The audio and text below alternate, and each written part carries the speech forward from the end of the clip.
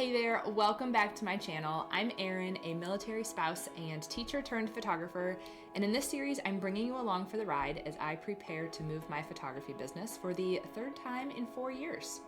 If you missed last month's update, I shared some big news. In typical military fashion, PCSs never go exactly according to plan, and we found out that my move that I thought was 6 months away was actually about 4 months away, which makes me about 3 months out now, which is right around the time that I recommend making all of the marketing changes. But this also just so happened to coincide with my busiest few weeks of the year business-wise, between fall family sessions and some military events and Christmas minis. It has been crazy around here. So I've done what has felt manageable on my marketing list for now, and then we'll plan to spend quite a bit of time in December really focusing on getting my business shifted from being Dayton-based to Colorado Springs-based. So as always, I will share some updates personally at the end here so you can see what that has looked like as well. But let's start by diving into the business updates.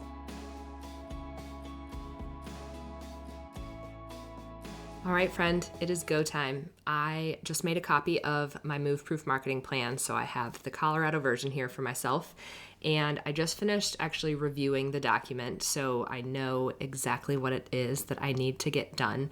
If you're not familiar with this product, it's available in my online shop. You can take a look at it there and just see a little bit about how it works here in this video, and honestly, probably in the rest of this series. But basically, in the workbook, I have directions for all of the different tasks that need to be done and when. Here's an example of what that looks like. But what I'm most excited about and what I find the most helpful is that the timeline that's linked at the end of this tells you exactly what to do and when. And so that's what I'm going to start here with today. I'm going to enter my move date, which my best projected guess at this point is February 10th, 2026. And when I do that, I get due dates here for all of the different things that need to get done. Okay, now I can already see that some of these dates have come and gone. That's the military for you. As I mentioned in the last video, my timeline is all messed up compared to what I was planning on, but that's okay. Flexibility is the name of the game here. So my goal at this point is to use this to get myself organized. So I am going to take all of these due dates here, and I'm going to put them into Todoist, which is the app that I mentioned a few videos back that I use to honestly organize my entire life. So I'm going to take all of these tasks, put them in there, and then that is going to make it really easy for me to know what I need to do on each different day.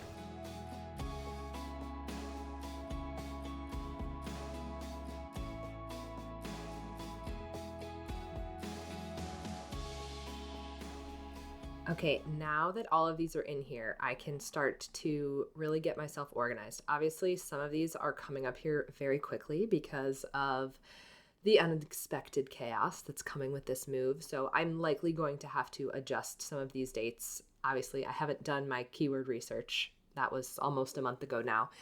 So I'm going to make some adjustments and figure out what my schedule will look like best going forward.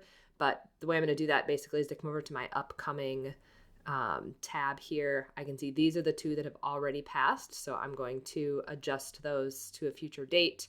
And then 11/12, I think, yes, next Wednesday from when I'm recording this is when a whole bunch of these website updates are due. So I'm likely going to look at my calendar and figure out what makes the most sense in terms of moving those things around. But I will likely be putting a couple on each different day and then hopefully getting out the new website before definitely before the end of the year, hopefully by mid-December. I think that will be my goal. So anyway, that's what this has looked like here for me. Stay tuned and I'll share what it looks like as I start to execute some of the things that are on this list.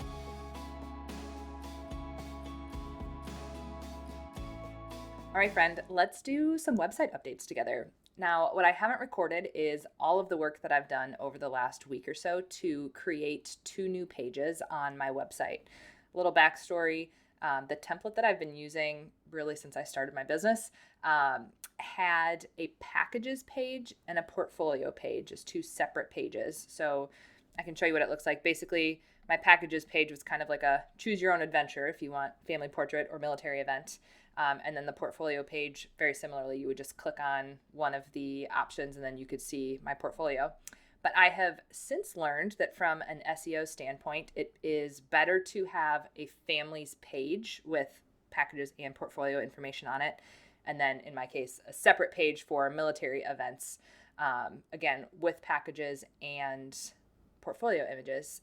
And that feels like a no duh thing to me, but you learn something new every day. So as I'm getting ready to do this big website update, I wanted to start by creating those 2 new pages. So I have been hard at work over the last week getting those ready. Those are all done, ready to go here. Of course, as I've been doing this, I've been filling in Colorado Springs family photographer and things like that, the new location specific terms, which I haven't done anywhere else yet, but since I was making this page, it made sense to do that then. But now what I'm going to do is 2 small updates with you here. And then all of the like nitty gritty SEO updates I will save for next month. The things like alt text, keywords, those kind of things. So what I want to do first on my homepage is add the I'm moving banner. So if I go to my page here, if you're using Show It, you'll recognize what this looks like. If not, this is what Show It looks like. And I'm actually going to turn this banner on from my last move. And I'm going to update this here to say that I'm moving to Colorado Springs in February 2026. And the goal of this is to inform visitors to my website who are still in Dayton, who want to book me for a Dayton session, to let them know that I'm not only leaving in February, but if they happen to visit my website, let's say in the end of December, everything on my website at that point is going to now say I'm a Colorado Springs photographer because I'm trying to get my SEO working for me in the new location. But I still am booking sessions in Dayton pretty much up until I leave. So my hope is that this is kind of a twofold purpose, both to inform Colorado future clients that I will be there in February, but also let my current Dayton clients know that I've got a little bit longer left here. Then the last thing I'm going to do today is update my service areas in my footer down here. Now, my footer is a site canvas, so I'm going to update it on just the homepage, but it's going to push the update to every page that this site canvas is used on. And I'm going to update it to say that I am a Colorado Springs photographer serving, and I'm going to list all four military bases and then the 3 kind of big cities that are near where I'll be. So I'm going to serve Colorado Springs, Monument, Castle Rock, and then the bases. So the Air Force Academy, Fort Carson, Peterson, and Schriever.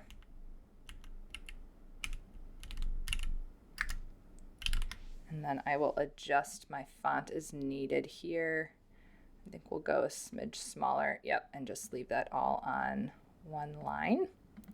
And the reason I'm doing this is because it's going to help with my SEO when somebody is searching for a Colorado Springs photographer, a Monument photographer, a Castle Rock photographer. And then since I do military events, I will be available to serve all of those bases. I want to include those there as well. So these aren't my specific keyword, but they should still help me a bit with SEO. So let's do a quick preview on these, make sure we like how they look. All the way at the bottom. Good. And that looks good too. Man, seeing this on my website, it's making it feel real, but I guess that's kind of the point. Okay. Like I said, stay tuned for next month. That is when I'm going to do my updated web copy, my alt text, my page description, meta description, all of that really like nitty gritty details where you've got to work in the new keywords. I'm going to show you what that looks like next month when things slow down a bit for me, hopefully. And then I'll likely update my Instagram profile when I'm at it as well. But those tasks cover the big things that I talked about in my kind of brain dump from the Move Proof marketing plan. everything was due on November 12th. It's, as of recording this, November 17th. So guess what? I didn't meet that deadline, and I'm not going to meet it for the rest of them. But as I always say, flexibility is the name of the game. I'm doing what I can when I can and trying not to stress myself out about it. So that's where I'll leave off with the website updates for today. Stay tuned, and I'll share more next month.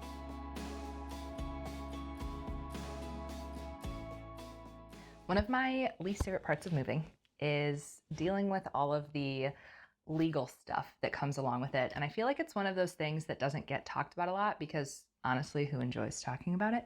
But that makes me want to share about what I am going through right now, what I'm researching, trying to figure out so that hopefully it helps you feel a little more informed when you're coming up on your next move.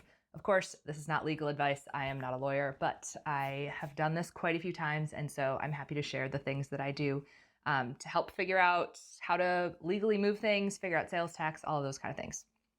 So a little bit of background. I am currently registered as an LLC in Ohio. I made that decision because that's my home of record state. So honestly, it's been kind of nice being stationed here because I'm actually operating in the state that I'm registered in. But what that's meant is that everywhere else we've moved, I've had to register as a foreign entity, meaning I have an LLC, but it's registered in a different state. And so I know heading out to Colorado that I'm going to need to do this. So the first thing I went to look up is how to register as a foreign entity in Colorado. And I found something there similar to what I found when we were in Virginia, and that is that you need a registered agent that is a Colorado resident in order to register as a foreign entity. Now, of course, I'm not a Colorado resident. I'm an Ohio resident because the military lets you do that. So my first task that's going to come of this is to find a registered agent in Colorado.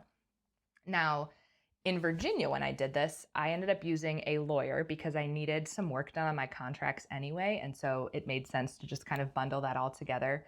But in Colorado, my contracts, I think, are fine as they stand. So I am not necessarily needing anything from a lawyer at the moment. So I'm leaning towards just going to like a registered agent service for this, except that there is one other big legal piece that I have to figure out, and that is sales tax. And I'll tell you a little bit about that, but it's making me lean maybe towards the lawyer side based on some answers I've got to figure out. So we'll see what comes of that.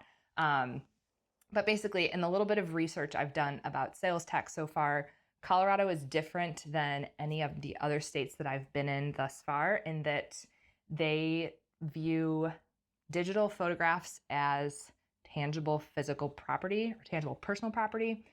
Which means you have to charge sales tax on digitals, which I haven't had to do in the states that I've been in previously. So that changes things a little bit for me because now I'm going to be charging sales tax on all of my packages.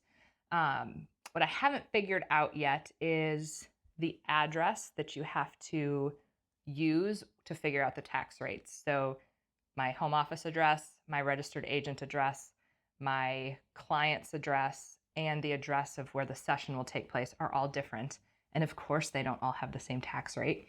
So my next step is to do a little bit more research to figure out what that is. How do I know what location to use for the tax rates? I'm going to do a little more research. I know I can reach out to the Department of Taxation either by phone or email. But if I can't get a straight answer, then I may end up going the lawyer route so that I can make sure I have an official source telling me what I need to do and just feel good about being compliant and knowing that I'm following the rules as they should be or as they're meant to be.